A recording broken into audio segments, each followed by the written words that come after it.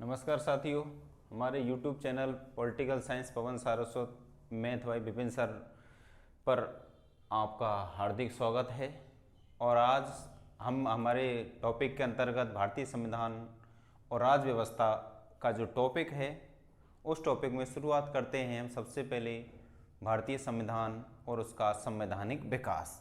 तो संविधान का पहला टॉपिक है भारतीय संविधान का संवैधानिक विकास। भारतीय संविधान का संवैधानिक विकास यानी कि संविधान की जब शुरुआत करते हैं तो उसमें सबसे पहले जो टॉपिक पढ़ाया जाता है वो पहला टॉपिक होता है भारतीय संविधान का संवैधानिक विकास। यानी कि हमारे देश में संविधान का निर्माण किस तरीका से हुआ था, तो वो सारी चीज़ों का अध्ययन जो है वो भारतीय संविधान के संवैधानिक विकास के अंतर्गत आता है। तो देखिए, भारतीय संविधान का संवैधानिक विकास, इसको जानने से पहले हमें सबसे पहले जानना होगा संविधान शब्द के बारे में कि संविधान शब्द क्या है, संविधान की उत्पत्ति कैसे हुई, कहाँ से लिया गया। तो देखिए, संविधान जो शब्द है इसका सबसे पहली बार जो प्रयोग किया गया था वो सर हेनरी मैन ने किया था।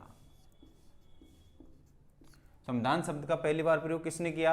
सर हेनरी मैन ने संविधान शब्द का प्रयोग किया था, जिसके अंतर्गत संविधान शब्द है इसकी जो उत्पत्ति बताई जाती है वो उत्पत्ति, संविधान शब्द की उत्पत्ति लैटिन भाषा से मानी गई है। किससे मानी गई है? लैटिन भाषा से। तो संविधान शब्द की उत्पत्ति लैटिन भाषा के एक शब्द था कॉन्स्टिट्यूटर। संविधान शब्द की उत्पत्ति लैटिन भाषा के कॉन्स्टिट्यूटर से मानी गई है, जिसका शाब्दिक अर्थ होता है बनावट। कॉन्स्टिट्यूटर का शाब्दिक अर्थ क्या हुआ? बनावट। अर्थात संविधान जनता द्वारा निर्मित। संविधान किसके द्वारा निर्मित है? संविधान जनता द्वारा निर्मित वह प्रारूप, संकलन या किताब है जिसमें राष्ट्र के शासन संचालन की नीति, राष्ट्र के शासन संचालन की नीतियों का वर्णन मिलता हो। राष्ट्र के शासन संचालन की नीति जिसके अंतर्गत, जिस किताब के अंतर्गत मिलती हो उसे क्या कहा जाता है? संविधान कहा जाता है। संविधान नियमों का वह संकलन है जिससे सरकार जनता पर शासन करती है। संविधान किसका संकलन हुआ? नियमों का संकलन। नियमों का संकलन भी हम इसको कह सकते हैं।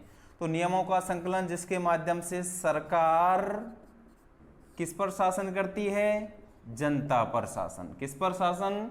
जनता पर शासन। किसके माध्यम से? तो सरकार जनता पर शासन किसके माध्यम से करती है? तो वो करती है संविधान के माध्यम से। किसके माध्यम से करेगी? संविधान के माध्यम से। इसलिए देखा जाए तो भारतीय संविधान के बारे में, परिभाषा के बारे में अनेक विचारकों के अलग अलग तथ्य बताए गए, उन्होंने अलग अलग परिभाषाएं दी हैं। तो संविधान जनता द्वारा निर्मित वह प्रारूप, संकलन या किताब है जिसमें राष्ट्र के शासन संचालन की नीतियों का वर्णन मिलता हो। राष्ट्र के शासन संचालन की नीतियों का वर्णन, जैसे अगर आपसे पूछा जाए कि राष्ट्र के शासन संचालन की नीति यानी कि देश में राष्ट्रपति की क्या भूमिका है, राज्य में राज्यपाल की क्या स्थिति है, मुख्यमंत्री के क्या कार्य होते हैं, ग्राम पंचायत में पटवारी की क्या भूमिका है, स्थानीय शासन क्या होता है, मुख्यमंत्री के कार्य क्या होते हैं, प्रशासन में पुलिस की क्या भूमिका है, ये सारी चीज़ों का अध्ययन हम संविधान के अंतर्गत करते हैं। अब देखिए, यहाँ पर भारतीय संविधान और इसका संवैधानिक विकास पहला टॉपिक है। इसके अंतर्गत हम पढ़ते जा रहे हैं। सबसे पहले हमने एक थोड़ा सा शुरुआत की। भारतीय संविधान के अंतर्गत सबसे पहले पढ़ा शब्द जिसका नाम है संविधान। तो संविधान की उत्पत्ति कैसे हुई? तो संविधान शब्द की उत्पत्ति के बारे में सर हेनरी मैन ने सबसे पहले अपने विचार प्रकट किए थे। संविधान शब्द की उत्पत्ति लैटिन भाषा के कॉन्स्टिट्यूटर से मानी गई है। किससे मानी गई है? लैटिन भाषा के कॉन्स्टिट्यूटर से मानी गई है, जिसका शाब्दिक अर्थ होता है बनावट। अर्थात संविधान किसके द्वारा निर्मित है? जनता द्वारा निर्मित। किसके द्वारा निर्मित हो गया? जनता द्वारा निर्मित वह प्रारूप, या संकलन या किताब है। वह प्रारूप, संकलन या किताब है जिसमें राष्ट्र के शासन संचालन की नीतियों का वर्णन मिलता हो। राष्ट्र के शासन संचालन की नीतियों का वर्णन जिस किताब में मिले वह किताब को हम संविधान कह सकते हैं। यानी कि नियमों का संकलन जिसके माध्यम से सरकार जनता पर शासन करती हो वही संविधान कहलाता है। अब मित्रों आगे देखते हैं कि संविधान जो है विश्व स्तर पर अगर देखा जाए कि विश्व स्तर पर संविधान की क्या स्थिति है, तो अगर देखा जाए कि विश्व में प्राचीनतम संविधान देखा जाए तो किस देश का हो गया? ब्रिटेन का। किसका हो गया? ब्रिटेन का। तो विश्व में सबसे पुराना संविधान किसका माना जाता है? ब्रिटेन का। अगर देखा जाए कि एशिया महाद्वीप में, किस महाद्वीप में? एशिया महाद्वीप में सबसे प्राचीनतम संविधान किस देश का हो गया? जापान का। विश्व में सबसे छोटा और लिखित संविधान देखा जाए तो किस देश का हो गया? अमेरिका। किस देश का हो गया? तो विश्व में प्राचीनतम संविधान ब्रिटेन का हो गया, एशिया में प्राचीनतम संविधान जापान का हो गया, विश्व में छोटा लिखित संविधान किस देश का हो गया? अमेरिका। आगे हम इसी कड़ी में आगे बढ़ते हैं कि विश्व में नवीनतम संविधान किस देश का है? तो नवीनतम संविधान मित्रों किस देश का हो गया? नेपाल का। कब बना था ये? 2015 में। तो विश्व में प्राचीनतम संविधान ब्रिटेन, एशिया महाद्वीप में प्राचीनतम संविधान जापान, विश्व में छोटा लिखित संविधान अमेरिका, विश्व में नवीनतम संविधान नेपाल। मित्रों यहाँ ऐसे भी पूछा जा सकता है कि एशिया महाद्वीप में नवीनतम संविधान, तो आप जानते हैं नेपाल किस महाद्वीप में आता है? एशिया महाद्वीप में। इसलिए एशिया में प्राचीनतम संविधान जो है वो जापान का हो गया, तो एशिया में नवीनतम संविधान किस देश का हो जाएगा? नेपाल का हो जाएगा। अब आगे की स्थिति देखते हैं हम आगे कि विश्व में प्राचीनतम हो गया, छोटा हो गया, नवीनतम हो गया। अब देखा जाए कि विश्व में बड़ा और लिखित संविधान किस देश का है? विश्व में बड़ा लिखित संविधान किस देश का हो गया? तो वो हो गया किसका? भारत का। यानी हमारे देश का संविधान जो है वो विश्व में सबसे बड़ा लिखित संविधान है। अब देखिए भारतीय संविधान विश्व में सबसे बड़ा लिखित संविधान है। अब इसके बारे में देखा जाए कि भारतीय संविधान अब के विश्व का सबसे बड़ा लिखित संविधान बन गया, तो इसकी निर्माण कैसे हुआ, संवैधानिक विकास कैसे हुआ, वो सारी चीज़ों का अध्ययन हम भारतीय संविधान के संवैधानिक विकास के अंतर्गत करते हैं। तो देखिए भारतीय संविधान एक बार पुनः इसको देखिए। भारतीय संविधान का संवैधानिक विकास यानी संविधान शब्द की उत्पत्ति लैटिन भाषा से मानी गई। किससे मानी गई है? लैटिन भाषा के शब्द कॉन्स्टिट्यूटर से, जिसका शाब्दिक अर्थ होता है बनावट। अर्थात संविधान जनता द्वारा निर्मित, किसके द्वारा निर्मित हो गया? जनता द्वारा निर्मित वह प्रारूप, संकलन, किताब है जिसमें राष्ट्र के शासन संचालन की नीतियों का वर्णन मिलता हो, संविधान कहलाता है। दूसरे मायने में हम कह सकते हैं नियमों का संकलन जिसके माध्यम से सरकार जनता पर शासन करती हो, संविधान कहलाता है। संविधान शब्द का विश्व में पहली बार प्रयोग किसने किया था? तो वो सर हेनरी मेन ने किया।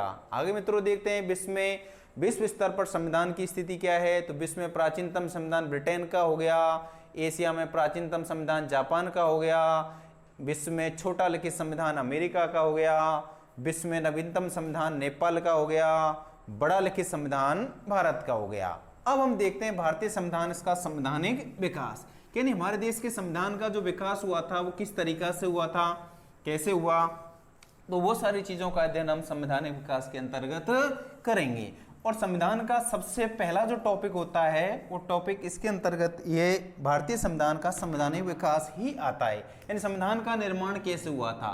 तो इसके एक लिए लाइन है, किसी देश के संविधान का विकास, किसी देश के संविधान का विकास मात्र एक दिन की उपज नहीं होता, एक दिन की उपज नहीं होता। किसी देश के संविधान का विकास मात्र एक दिन की उपज नहीं होता, बल्कि सतत विकास का परिणाम होता है, रिजल्ट ऑफ कंटिन्यूअस डेवलपमेंट। किसी देश के संविधान का विकास मात्र एक दिन की उपज नहीं होता, बल्कि सतत विकास का परिणाम होता है। आप जानते हो किसी देश के संविधान का विकास मात्र एक दिन की उपज नहीं होता, यानी एक दिन की फसल नहीं जो सुबह बोई शाम को फल प्राप्त कर लिया। तो किसी देश के संविधान का विकास मात्र एक दिन की उपज नहीं होता, बल्कि सतत विकास का परिणाम होता है। और इसी सतत विकास की प्रक्रिया से भारत का संवैधानिक विकास हुआ था। तो भारत का संवैधानिक विकास किस प्रक्रिया पर आधारित है? तो वो है सतत विकास की प्रक्रिया। सतत विकास की प्रक्रिया का परिणाम भारत का संवैधानिक विकास है। देखिए, भारत के संवैधानिक विकास की शुरुआत मानी जाती है, वो कब से मानी जाती है? 1600 ईस्वी से। भारत के प्रश्न आ जाए एग्जाम में कि भारत के संवैधानिक विकास की शुरुआत कब से मानी गई है, तो 1600 ईस्वी से मानी जाती है। भारत का संविधान अगर पूछा जाए कि पारित कब हुआ था, तो वो 26 नवंबर 1949। भारत का संविधान पारित कब हुआ? 26 नवंबर 1949 को भारत का संविधान पारित हुआ था। अगर पूछा जाए कि भारत का संविधान लागू कब हुआ था, तो भारत का संविधान 26 जनवरी 1950 को भारत का संविधान लागू हुआ था। तो भारत का संविधान पूछा जाए कि संविधान की शुरुआत कब हुई, भारतीय संविधान का श्री गणेश कब हुआ, तो 1600 ईस्वी में हुआ। भारत का संविधान पारित कब हुआ? 26 नवंबर 1949 को हुआ। भारत का संविधान लागू कब हुआ? 26 जनवरी 1950 को भारत का संविधान लागू हुआ था। तो भारत का जो संवैधानिक विकास था, उस संवैधानिक विकास के अंतर्गत अभी मैंने लाइन बताई, किसी देश के संविधान का विकास मात्र एक दिन की उपज नहीं होता, बल्कि सतत विकास का परिणाम होता है। और इसी सतत विकास की प्रक्रिया से भारत का संवैधानिक विकास हुआ था। तो मित्रों, भारत का संवैधानिक विकास किस प्रक्रिया पर आधारित है? तो वो प्रक्रिया होगी सतत विकास की प्रक्रिया। अब इसके अंतर्गत आगे हम देखते हैं कि भारत का संवैधानिक विकास के बारे में कहा जाता है कि भारत का संवैधानिक विकास विभिन्न एक्टों, अधिनियमों एवं चार्टरों से गुजरा है। भारत का संवैधानिक विकास विभिन्न एक्टों, अधिनियमों और चार्टरों से गुजरा है। तो भारत का संवैधानिक विकास विभिन्न एक्टों, अधिनियमों और चार्टरों से गुजरा है, जिसमें सबसे पहले नंबर 1 पर पढ़ा जाता है 1600 ईस्वी का चार्टर एक्ट। 1600 ईस्वी का चार्टर एक्ट। तो भारत के संवैधानिक विकास की शुरुआत का जो प्रथम चरण है, ऐसे कह सकते हैं कि भारत के संवैधानिक विकास का प्रथम चरण कब से माना जाता है? 1600 ईस्वी के चार्टर एक्ट से। मित्रों, चार्टर का अर्थ होता है राजलेख। चार्टर का अर्थ क्या होता है? राजलेख। अब देखिए, 1600 ईस्वी का चार्टर एक्ट से शुरुआत क्यों मानी जाती है? पूछा जाए कि भारतीय संविधान के विकास की शुरुआत कब से मानी गई? 1600 ईस्वी से। भारत के संविधान विकास की शुरुआत अगर पूछा जाए विधिवत ढंग से कब से मानी जाती है, तो कई विचारों का है कि 1773 के रेगुलेटिंग एक्ट से भी मानी जाती है। तो भारत के संवैधानिक विकास की शुरुआत 1600 ईस्वी के चार्टर एक्ट से पढ़ी जाती है। तो 1600 ईस्वी का चार्टर एक्ट, चार्टर का अर्थ मैंने आपको बताया है, चार्टर का अर्थ होता है राजलेख। राजलेख का मतलब उस समय ब्रिटिश के राजा, सम्राट, महारानी जो भी होती थी, उसके माध्यम से जो लेख लिखे जाते थे वो चार्टर के नाम से जाने गए। तो 1600 ईस्वी का चार्टर एक्ट, अब इसके अंतर्गत क्या होता है कि देखिए मित्रों, आज हम लोकतंत्र में जीवन जी रहे हैं। आज हमारे देश में लोकतंत्रात्मक शासन है, और जब देश आज़ाद नहीं हुआ था उससे पहले राजतंत्रात्मक शासन था। तो राजतंत्रात्मक शासन के अंतर्गत राजाओं का शासन चलता रहा था, जनता का शोषण होता जा रहा था। तो बहुत सारी बातें ऐसी थी, इन बातों को ध्यान में रखते भारत में संविधान अस्तित्व में आया था। तो इसके अंतर्गत देखा जाए कि 1600 ईस्वी का चार्टर एक्ट शुरुआत कैसे होती है, इसके पीछे भी भारत में संविधान लागू होने के पीछे भी सबसे बड़ी भूमिका रही थी अंग्रेजों की। अगर भारत में अंग्रेज नहीं आते तो वर्तमान समय में भी हो सकता था कि राजतंत्र ही चला आता, और राजतंत्र ही चला आता, लोकतंत्र नहीं चलता। इसलिए भारत में संवैधानिक विकास के अंतर्गत कहा जाता है कि इसीलिए कि 1600 ईस्वी के चार्टर एक्ट से इसकी शुरुआत मानी गई है। अब 1600 ईस्वी का जो चार्टर एक्ट था, इसके अंतर्गत क्या हुआ था कि संविधान के विकास की शुरुआत 1600 ईस्वी से हुई, और 31 दिसंबर 1600 ईस्वी को इंग्लैंड में, कहां पर मित्रों? इंग्लैंड में ईस्ट इंडिया कंपनी की स्थापना मानी जाती है। 31 दिसंबर 1600 ईस्वी को इंग्लैंड में ईस्ट इंडिया कंपनी की स्थापना हुई। कई किताबों में 28 दिसंबर भी दिया है।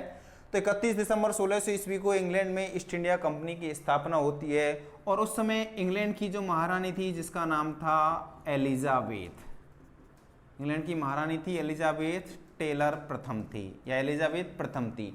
तो इस पहला प्रश्न बन जाता है कि भारत के संवैधानिक विकास की शुरुआत कब से हुई, तो 1600 ईस्वी से।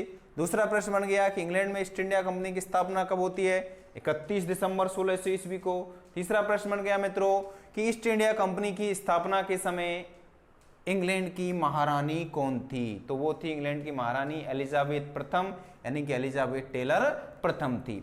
अब यहाँ पर बहुत सारे मित्र ये सोच रहे होंगे या स्टूडेंट सोच रहे होंगे कि सर आप हिस्ट्री पढ़ा रहे हो या पॉलिटी, तो मित्रों मैं आपको बता देता हूं कि मैं पॉलिटिकल पढ़ा रहा हूं, लेकिन पॉलिटिकल साइंस के अंतर्गत संविधान का जो चैप्टर है, संवैधानिक विकास की जो शुरुआत होती है, उस संवैधानिक विकास की शुरुआत हम पढ़ते हैं तो वो आधे से ज़्यादा तथ्य जो हैं वो आधुनिक भारतीय इतिहास से जुड़े हुए हैं।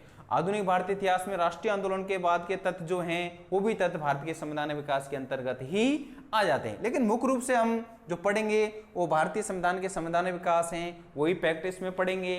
बाकी बीच में जो तथ्य आएंगे नेशनल मूवमेंट से जुड़े हुए वो तथ्य भी मैं आप लोगों को जोड़ता चलूंगा और बताता चलूंगा। तो इसलिए 1600 ईस्वी के चार्टर एक्ट के अंतर्गत भारत के संवैधानिक विकास की शुरुआत 1600 ईस्वी से हुई। 31 दिसंबर 1600 ईस्वी को इंग्लैंड में ईस्ट इंडिया कंपनी की स्थापना होती है। उस समय इंग्लैंड की महारानी एलिजाबेथ टेलर प्रथम थी और तत्कालीन भारत का मुगल बादशाह कौन था उस समय, अकबर था। कौन था भारत का मुगल बादशाह, अकबर। ये क्वेश्चन रीट के एग्जाम में पूछा हुआ है कि ईस्ट इंडिया कंपनी की स्थापना के समय भारत का मुगल बादशाह कौन था, तो अकबर था। क्योंकि मित्रों अकबर कब से कब तक रहा था, 1556 से 1605 ईस्वी तक भारत का मुगल बादशाह कौन रहा था, अकबर रहा था। तो अब 3-4 प्रश्न यहाँ पर बन चुके हैं कि कंपनी की स्थापना 31 दिसंबर 1600 ईस्वी को हो जाती है। महारानी एलिजाबेथ टेलर प्रथम थी। भारत का मुगल बादशाह यानी तत्कालीन मुगल बादशाह अकबर था, जिसने 1556 से 1605 ईस्वी तक भारत में शासन किया था। अब देखिए अकबर जब भारत का मुगल बादशाह था तो उस समय एक अंग्रेज नाविक आता है जिसका नाम था रॉल्फ फिंच। क्या नाम था मित्रों, रॉल्फ फिंच। तो अकबर जब भारत का मुगल बादशाह था, ईस्ट इंडिया कंपनी की स्थापना हो जाती है, व्यापारी वर्गों का आना धीरे धीरे शुरू हो जाता है। तो सबसे पहले एक अंग्रेज नाविक रॉल्फ फिंच भारत आता है। अंग्रेज नाविक रॉल्फ फिंच भारत आया और अंग्रेज नाविक रॉल्फ फिंच भारत आते ही अकबर के दरबार में तो नहीं पहुंचा, लेकिन उसने भारत का भ्रमण किया। क्योंकि वो नाविक था, भारत भ्रमण के लिए आया था। उसने देखा कि भारत का तत्कालीन मुगल बादशाह अकबर एक धनाढ्य शासक है और भारत भी एक कैसा राष्ट्र है, धनाढ्य राष्ट्र है। ये बात देखता है कौन मित्रों, रॉल्फ फिंच। तो 1556 से 1605 ईस्वी तक भारत का मुगल बादशाह अकबर रहा और रॉल्फ फिंच 1592 ईस्वी में भारत आ जाता है मित्रों। भारत आया और किसके दरबार में भारत आया, अकबर के दरबार में भारत आया और उसने देखा कि भारत एक कैसा राष्ट्र है, धनाढ्य राष्ट्र है और उसका तत्कालीन मुगल बादशाह कौन, अकबर भी एक कैसा शासक है, धनाढ्य शासक है। क्योंकि मित्रों हमारे भारत के बारे में कहा जाता था कि भारत एक सोने की चिड़िया था। तो तत्कालीन मुगल बादशाह अकबर के दरबार में रॉल्फ फिंच भारत आया और उसने देखा कि भारत एक धनाढ्य राष्ट्र है। यह सारा घटना चक्र रॉल्फ फिंच ने वापस इंग्लैंड में जाकर अपने व्यापारी वर्ग, मित्र, बंधु जो भी थे उनको बताया और वो कितने व्यक्ति थे, 100 व्यक्तियों को मिलकर रॉल्फ फिंच ने भारत का सारा घटना चक्र बताया कि भारत एक धनाढ्य राष्ट्र है, उसका तत्कालीन मुगल बादशाह अकबर भी एक धनाढ्य शासक है। यह बात रॉल्फ फिंच ने इंग्लैंड में 100 व्यक्तियों को बताई और इन्हीं 100 व्यक्तियों ने मिलकर कंपनी बनाई जिसका नाम था east India company. East India company. अब जैसे ही रॉल्फ फिंच वापस इंग्लैंड गया, इंग्लैंड में जाकर 100 व्यक्तियों को बताई, उन्हीं 100 व्यक्तियों ने मिलकर कंपनी की स्थापना हो गई और नाम रख दिया ईस्ट इंडिया कंपनी। महारानी कौन थी, एलिजाबेथ टेलर प्रथम।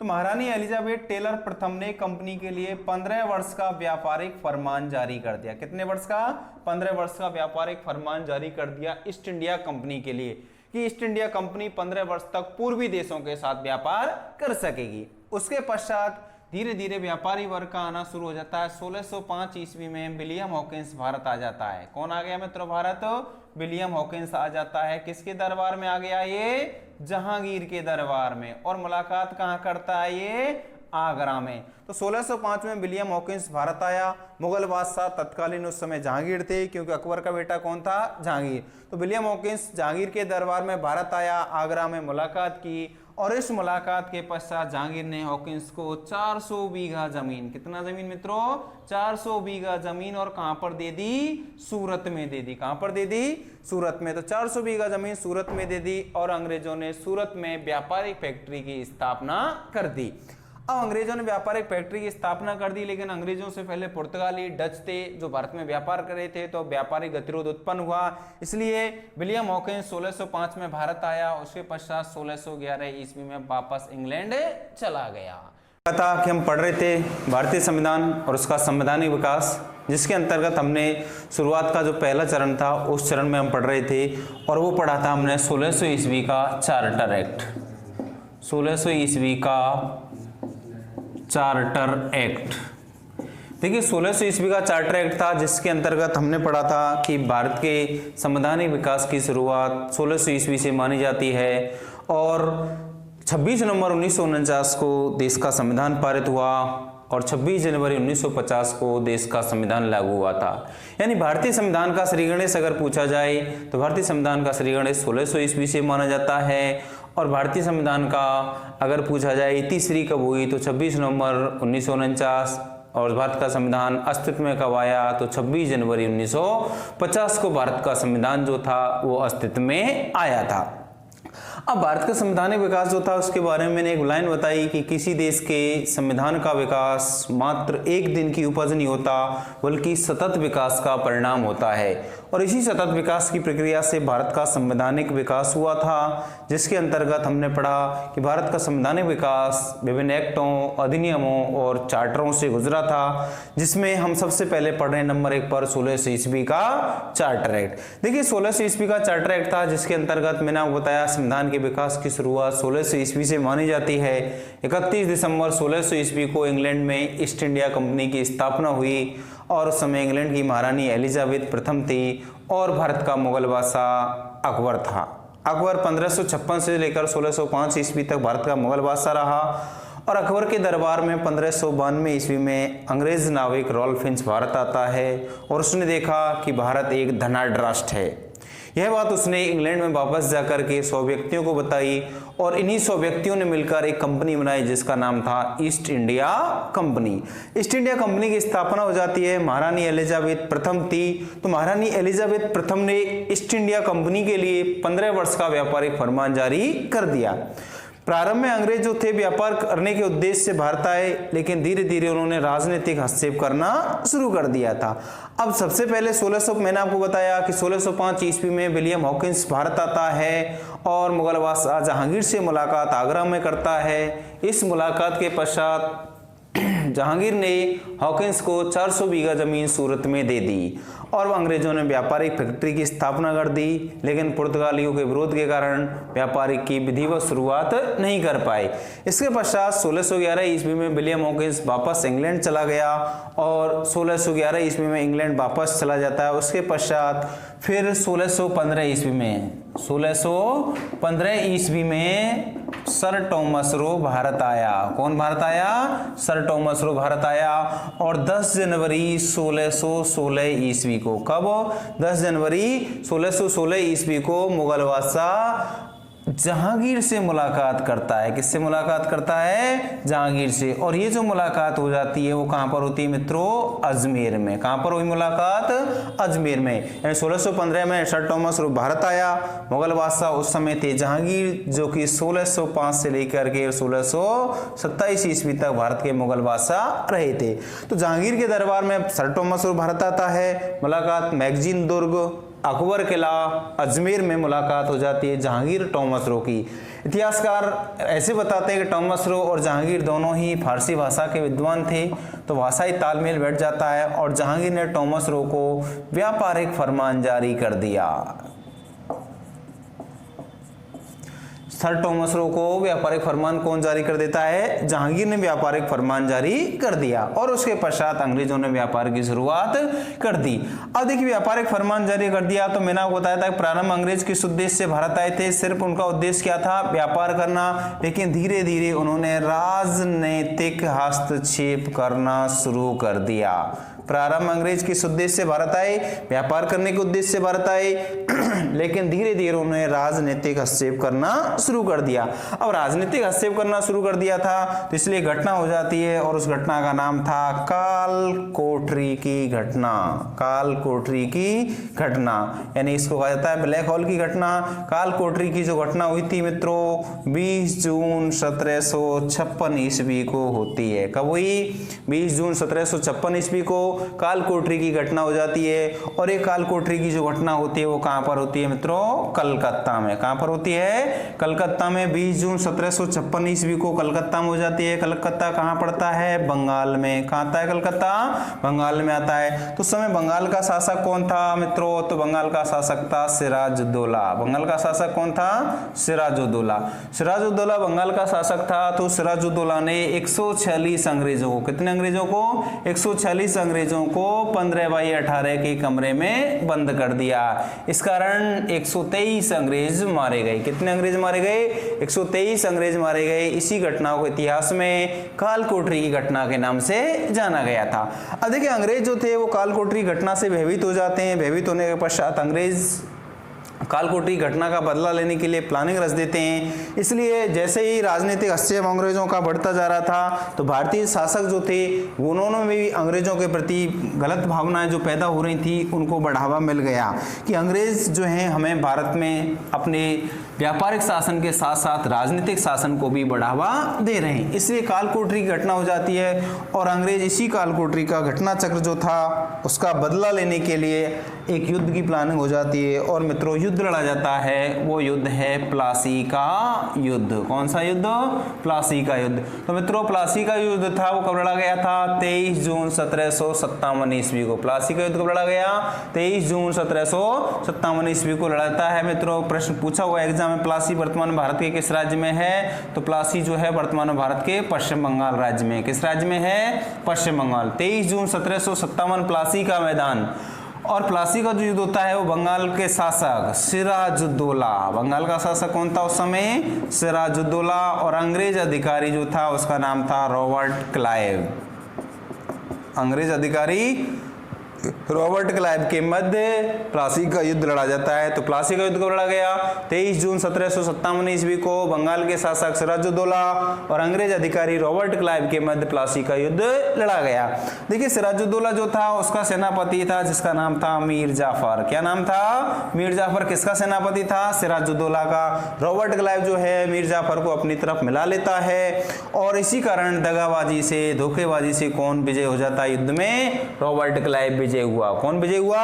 रॉबर्ट क्लाइव विजय हो जाता है। मीर जाफर धोखा दे देता है और साथ किसका दे देता है? रॉबर्ट क्लाइव का। धोखा किसके साथ करता है? सिराजुद्दौला का। इसलिए सिराजुद्दौला हार गया और भारत में अंग्रेजी साम्राज्य की स्थापना हो जाती है। तो भारत में प्रश्न आया हुआ है कि भारत में थर्ड ग्रेड 2013 धौलपुर में पूछा था क्वेश्चन ये कि भारत में अंग्रेजी साम्राज्य की स्थापना किस युद्ध की समाप्ति के पश्चात होती है? तो वो युद्ध था मित्रों प्लासी का युद्ध। यानी प्लासी का युद्ध कब लड़ा गया? 23 जून 1757 ईस्वी को। किस किसके मध्य लड़ा गया? तो बंगाल के शासक थे सिराजुद्दौला और अंग्रेज अधिकारी थे रॉबर्ट क्लाइव। सिराजुद्दौला जो था उसका सेनापति था मीर जाफर। मीर जाफर को लोभ दे देता है कौन? Robert Clive. इस कारण रॉबर्ट क्लाइव का साथ दे देता है मीर जाफर और दगाबाजी कर देता है नवाब सिराजुद्दौला के साथ में। इसलिए रॉबर्ट क्लाइव प्लासी के युद्ध में विजय हुआ और भारत में अंग्रेजी साम्राज्य की स्थापना हो गई। उसके पश्चात प्लासी के युद्ध के पश्चात फिर दूसरा युद्ध लड़ा जाता है मित्रों बक्सर का युद्ध। कौन सा युद्ध लड़ा गया? बक्सर का युद्ध। अब बक्सर का युद्ध था वो कब लड़ा गया था? 22 अक्टूबर 1764 ईस्वी को। बक्सर का युद्ध लड़ा गया 22 अक्टूबर 1764 ईस्वी को। किस किस के मध्य लड़ा गया था? तो बंगाल का शासक मीर कासिम था, अवध का शासक शुजा-उद-दौला था, अवध का शासक शुजा-उद-दौला था और मुगल बादशाह उस समय थे शाह आलम द्वितीय। ये तीनों एक तरफ थे, बंगाल का शासक मीर कासिम, अवध का शासक शुजा-उद-दौला, मुगल बादशाह शाह आलम द्वितीय और अंग्रेज अधिकारी मेजर मोनरो। या हेक्टर मुनरो के मध्य लड़ा गया था। तो बक्सर का युद्ध कब लड़ा गया? 22 अक्टूबर 1764 ईस्वी को बक्सर का युद्ध लड़ा जाता है। और बक्सर का युद्ध बंगाल के शासक मीर कासिम, अवध के शासक शुजा-उद-दौला, मुगल बादशाह शाह आलम द्वितीय एवं अंग्रेज अधिकारी हेक्टर मुनरो या मेजर मुनरो के मध्य लड़ा गया। अब बक्सर का जो युद्ध था इसमें विजयी कौन हो जाता है? तो कौन विजयी हुआ मित्रों? मेजर मुनरो या हेक्टर मुनरो जो है वो विजयी हो जाता है। अब मेजर मुनरो विजय हो गया और इसके पश्चात बक्सर विजय के पश्चात ही भारत में कहा जाता है कि पूर्ण रूपेण अंग्रेजी साम्राज्य की स्थापना हो जाती है। तो दूसरा प्रश्न मित्रों इस तरीका से भी आ सकता है एग्जाम में कि पहला प्रश्न आ चुका है कि भारत में अंग्रेजी साम्राज्य की स्थापना किस युद्ध से मानी जाती है? तो प्लासी के युद्ध से। पूछा जाए कि पूर्ण रूपेण अंग्रेजी साम्राज्य स्थापित हो गया था तो किस युद्ध की समाप्ति के पश्चात? बक्सर का युद्ध। प्लासी का युद्ध को लड़ा गया 23 जून 1757 सिराजुद्दौला रॉबर्ट क्लाइव के मध्य। और बक्सर का युद्ध किस किस के मध्य? तो बंगाल के शासक मीर कासिम, अवध के शासक शुजा-उद-दौला, मुगल बादशाह शाह आलम द्वितीय एवं अंग्रेज अधिकारी मेजर मुनरो के मध्य लड़ा गया था।